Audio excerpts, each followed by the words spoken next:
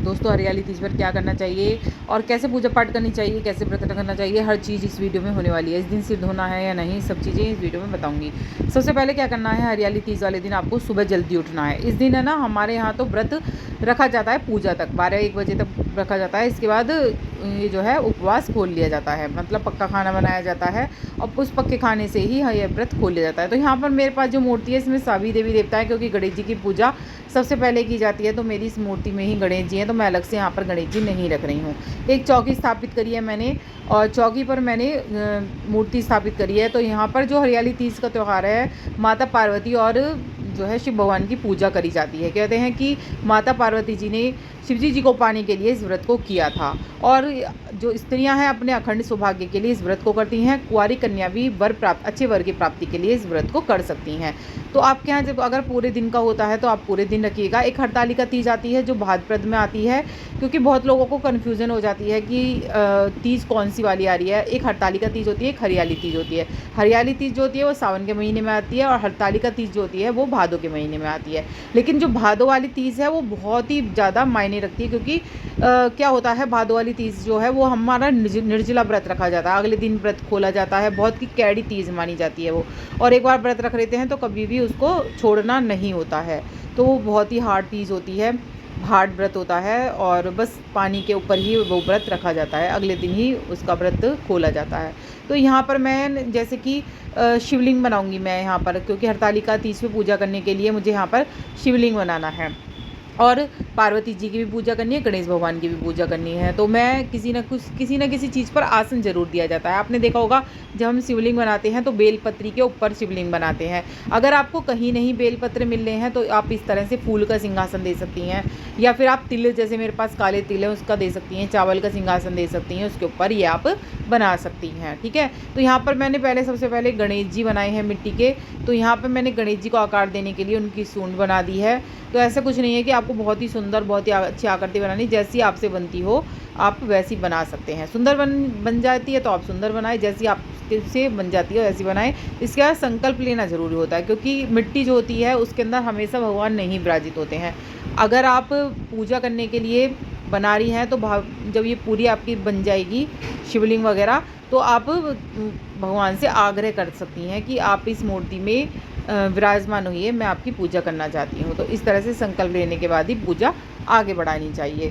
तो जो मतलब हरियाली तीज है, इस दिन आप सिर तो धो सकते हैं। देख लिए, सिर तो धो सकते हैं, तृतीया को सिर धो लिया जाता है। लेकिन जो बाल कटवाने हैं, थ्रेडिंग है, नाखून कटवाने, ये सब चीज़ें नहीं करी जाती हैं। घर का कबाड़ा नहीं बेचा जाता है। इन चीज़ों को जो है तृतीया के दिन ना करें। अगर बाल मान लीजिए एक दिन पहले धो लें तो और भी अच्छा है, क्योंकि कोई सा भी व्रत हो, कोई सा भी व्रत, तो उसमें बाल धोने की मनाही करी जाती है। एक दिन पहले कहा जाता है कि एक दिन पहले ही सिर से आपको नहा लेना चाहिए। अगर नहीं कर पाते हैं तो आप धो सकते हैं, ऐसा कुछ नहीं है कि तृतीया को सिर नहीं धुलेगा, धो सकते हैं। ठीक है, यहाँ मैंने गणेश जी बना लिए हैं और शिवलिंग बना ली है, और यहाँ में मैंने माता गौरा बना ली है। माता गौरा को मैंने चुनरी उड़ा दी है। अगर आप श्रृंगार की सामग्री चढ़ा रहे हैं तो कम से कम 5 सामग्री ज़रूर चढ़ा दीजिएगा, क्योंकि हरतालिका तीज पे जो है, हरियाली तीज पे मतलब श्रृंगार की सामग्री ज़रूर चढ़ाई जाती है। तो यहाँ पर मैं चूड़ियाँ, अगर कुछ भी नहीं है तो चूड़ियाँ भी चढ़ा सकती हैं, ऐसा कुछ नहीं है कि 5 ही होनी चाहिए। 5 अगर नहीं है तो चूड़ियाँ भी चढ़ा सकती हैं। तो यहाँ पर मैंने चूड़ियाँ चढ़ा दी हैं, जो भी आपके पास है, चुनरी उड़ा दी है, इतना आप मेकअप कर सकती हैं भगवान का। ठीक है, माता रानी का। और अब क्या करना है दोस्तों, सबसे पहले हमें गणेश जी की पूजा करनी है। तो गणेश जी को यहाँ मैंने जल चढ़ा दिया है, जल चढ़ाना है, दूध चढ़ाना है। ठीक है, तो यहाँ पर मैंने दूध चढ़ाया है, और थोड़ा थोड़ा चढ़ाना है कि कोई भी मूर्ति हमारी खंडित ना हो, क्योंकि मिट्टी के जो होते हैं शिवलिंग या मिट्टी की जो मूर्ति होती हैं वो खंडित होने का डर रहता है। तो पूजा के दौरान खंडित होना अच्छा नहीं माना जाता है, इसलिए कहा जाता है कि थोड़ी मात्रा में ही आपको जल या दूध चढ़ाना चाहिए। और इस तरह से जल दूध चढ़ाने के बाद आपको वस्त्र स्वरूप कलावा अर्पित करना है। तो वस्त्र के तौर पे हम कलावा अर्पित करेंगे, तीनों को ही कलावा अर्पित करेंगे। ठीक है, हमने माता रानी को चुनरी चढ़ा दी है, लेकिन कलावा भी अर्पित कर देंगे। इसके बाद जनेऊ आपके पास है तो जनेऊ अर्पित करिए। फिर इसके बाद तिलक ज़रूर लगाइए, माता रानी को जो है उसका तिलक लगाइए रोली का, और भोलेनाथ को उसका लगाना है चंदन का। तो यहाँ पर अगर आप के देखो, यहाँ पर कलश का बहुत विशेष महत्व होता है।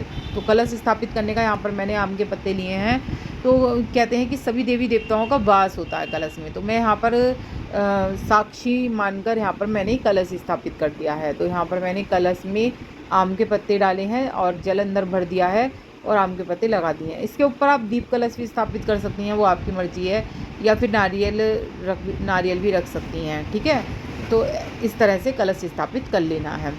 अब क्या करना है दोस्तों, कलश स्थापित करने के बाद आपको ये जो है भगवान के जो प्रिय चीज़ें होती हैं, जैसे फूल, कौन सा प्रिय फूल है वो चढ़ाना है। नीला फूल जो होता है वो चढ़ाना है, अगर है आपके पास गुलाब है तो गुलाब चढ़ा सकते हैं। बस माता को ध्यान रखिएगा सफ़ेद फूल नहीं चढ़ाने हैं, माता को सफ़ेद में चढ़ाइएगा।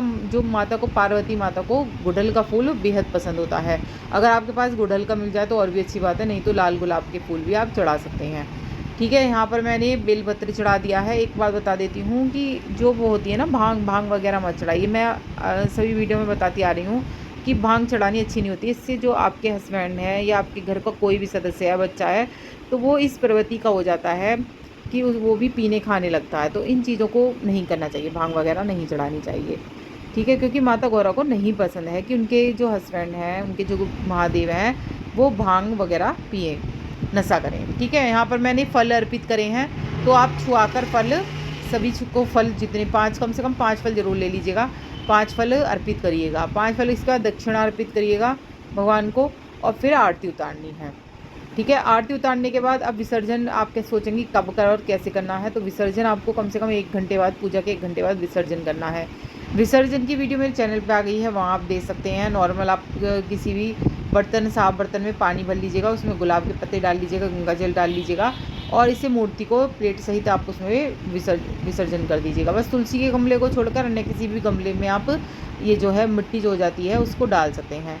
ये ज़रूर पत्ते अलग से निकाल लीजिएगा। और इस दिन दोस्तों बायना भी निकाला जाता है। तो बायने में आप 7 पूड़े, या फिर आप जैसे कि पूरी थाली भी निकाल सकते हैं, या फिर आप बिस्कुट का पैकेट या मिठाई का डिब्बा भी निकाल सकते हैं। उसमें पैसे रखकर सासू जी को दिया जाता है। आपको पता ही है कि थाली कैसे निकाली जाती है, बायना मतलब। तो एक थाली ले लीजिए, उसमें अपने बायने का जो भी सामान आप मिलना चाहती हैं वो रख लीजिए, पैसे रख दीजिए, दक्षिणा, और उसे 7 और पानी फेर कर अपनी सासू जी को पैर लग कर देने हैं। आप उसमें मेकअप की सामग्री भी ऐड कर सकती हैं। और फिर मान लीजिए आपकी सास नहीं है और ये बायना फिर किसको दिया जाएगा, या तो आप अपनी जेठानी या फिर आप अपने से बड़े किसी को दे सकती हैं। अगर कोई भी नहीं मिल रहा है, पंडित जी को पहुंचा सकती हैं, ये नहीं मिल रहा है तो आप गाय को भी दे सकती हैं। जब अपने पूड़े वगैरह जो भी निकाल ले हों वो आप अपने गाय को डाल सकती हैं, और जो दक्षिणा निकाली वो मंदिर में पहुंचा सकती हैं। बस इतना ही। वीडियो पर लगे तो लाइक सब्सक्राइब जरूर करिएगा। राधे राधे।